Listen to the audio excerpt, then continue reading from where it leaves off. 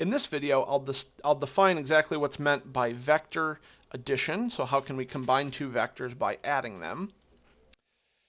I'll motivate this with an example that you see here on this slide.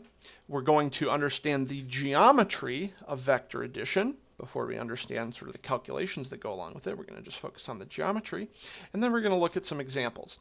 Another thing we're going to do is we're going to take vector addition, this operation I'm going to define here, we're going to combine it with scalar multiplication, in particular flipping the direction of a vector, and this is going to give us vector differences as well. So vector addition together with scalar multiplication give us vector subtraction or vector differences. But we'll start here with just vector addition. So the idea is why we define vector addition the way we do is because we want to model a situation like this. So imagine a plane flying in the air. Now, the plane is trying to go one direction relative to the air, right? It's got its jets here. Let's say that it's going to give us some velocity relative just to the air. So let's say it's trying to go, up and to the right a little bit with this magnitude, this strength of velocity, this much velocity. But at the same time, the wind is actually moving. So even though it's trying to go in that direction, the wind is pushing it down and to the right. So we have these two sort of velocity vectors that are acting on the plane. And how do we figure out how the plane is moving with respect to the ground? So the combination of the air velocity and the the wind velocity and the velocity of the plane relative to the air. Well, we add these two vectors together to give us what the plane is doing with respect to the ground. So v sub a, velocity of the plane with respect to the air, plus the velocity of the air itself is the velocity with respect to the ground. So even though the plane looks like it's trying to go up that way, because of the wind, it's actually moving completely horizontal here. So maybe you've seen this before where there's some angle between where the plane is trying to head and its actual direction relative to the ground. This would be referred to as yaw, something like this. And maybe you've seen a plane do this before. Maybe right before a plane lands, it tends to yaw a little bit. So this is what we want to model with vector addition. This is how we want vector addition to work. We want it to work in this sort of way. So that's how we define it. Right. So how do we actually calculate the sum of two vectors? Well, right now we're going to focus on the geometry of vector addition.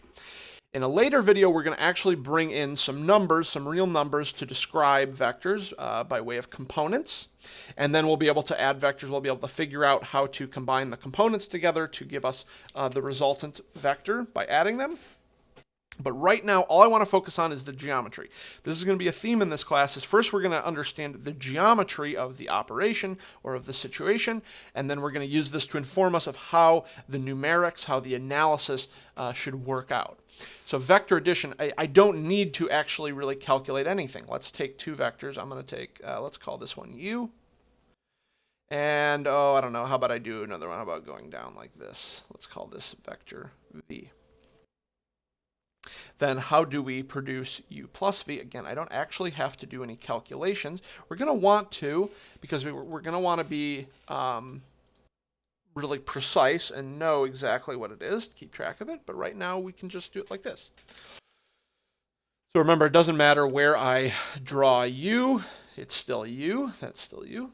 So one way I can calculate this just with geometry is I'm going to take, excuse me, vector u, and I'm going to take vector v, and I'm going to move vector v so that its tail is on the head of u. Just like that. So I put the head of v, or sorry, I put the tail of v on the head of u, and the sum now of these two vectors is the one I get by taking the tail of u to the head of v. So this resultant vector is u plus v. So that is how you can add vectors just geometrically. Now there's actually another sort of model for this, another way to think about it, and it'll be useful in other situations. Again, I'm going to take u. So this isn't a different way to define vector addition. It's just a different way to sort of calculate the vector addition geometrically. So I'm going to take u, and I'm going to take v and just go tail to tail.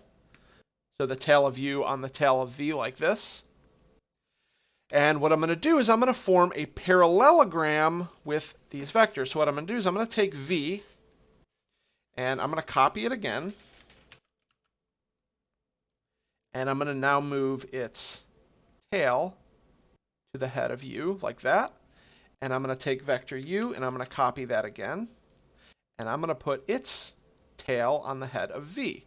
And when I do this, notice I have formed a parallelogram. This is always going to work out exactly in this way. U plus v is this vector that goes right through the middle of the parallelogram. Again, from the tail of u to the head of v. So my u plus v is formed here.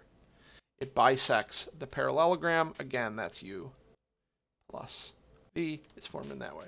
So two different ways of thinking about this geometrically. We can either think of it like a triangle, u, v, and then u plus v being the hypotenuse of that triangle, or we can think of u and v, copying these a couple times, making a parallelogram out of it, and then u plus v is this, this line that bisects the parallelogram.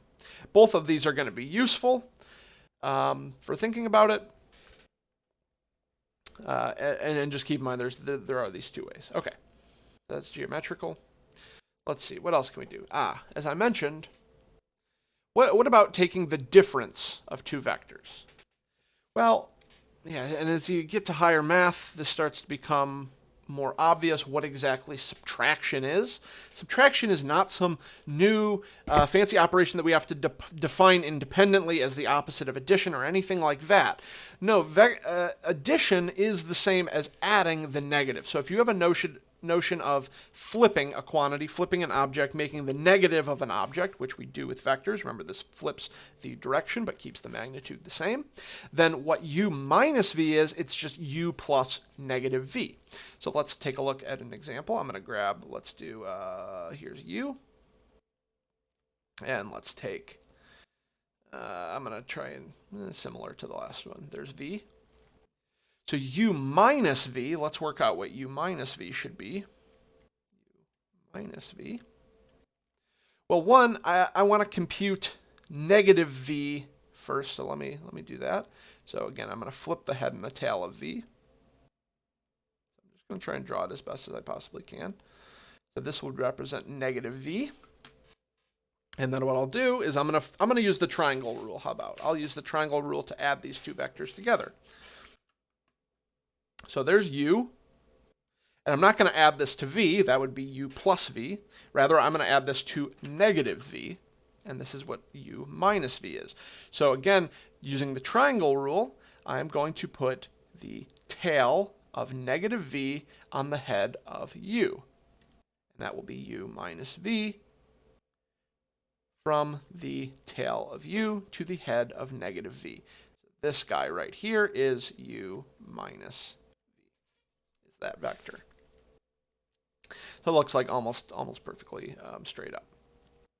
So that's the idea. That's all u minus v is you just need to remember to flip, flip u first, or sorry, flip v and add that to u, and you get u minus v. Pretty cool. All right, let's take a look at an example here. So here I want to write these vectors. This is very similar to the last video example. I want to write some of these vectors, these three vectors, in terms of v and w. But we're going to use scalar multiples of v and w, and possibly sums of them. So let's take a look at this. Let's do OP first. So here's O, and here's P. So the vector OP is this one. As you can see, I go 1, 2, 3 V's over 1, 2, 3 to get in line with P. And then I take 1, 2 W's to get up.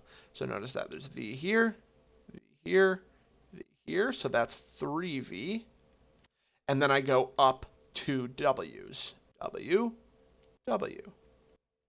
And so that would be 2 W's. So that's 3v, 2w, and look, it's now the hypotenuse of that triangle, and so this vector OP is exactly the sum of those two, 3v plus 2w. Pretty neat. All right, how about OQ? So OQ is this vector here. And maybe pause the video for a second, see if you can work this out yourself. What is OQ? Well, again, I do 3 V's, 1, 2, 3, over that way. And then, oh, so W goes up to the next one. I want to go down to the next one, so that's a minus W. That's a negative W. 3V. And so I can write this as, let's call it 3V minus W. And so it's the difference of 3 times the vector V and W. All right, last one is QR. I'll use green for this. So QR has tail at Q, head at R. I drew that poorly, but we're going to just, vectors shouldn't be squiggly. That's not something that vectors should be squiggly, but we try our best when we actually have to hand draw. Usually pretty understanding about that, as long as we have the right idea. And let's look at QR. So it looks like I go over 1 and up 2 in terms of V and W. So that's V plus 2W.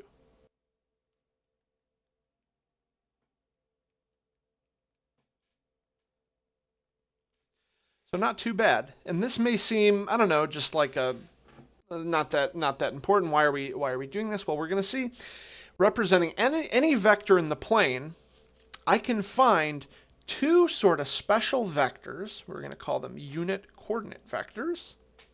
And if those unit coordinate vectors, I can write any vector in the plane as a linear multiple, or rather a linear combination of those 2 vectors. As I've done here, OP, OQ, QR, these are all linear combinations. Each of these is a linear combination. So linear meaning linear combination meaning just scalar multiplication and vector addition. Linear combination of V and W. This is actually how we're going to get to taking a vector and writing it in terms of components, bringing the analysis into this, leaving the geometry behind for a second and getting into the analysis, into the numerics of it. We're going to find that by writing any vector as a combination of 2 special vectors in the plane. So we're going to get to that in a later video. That's it for this one. I will see you next time.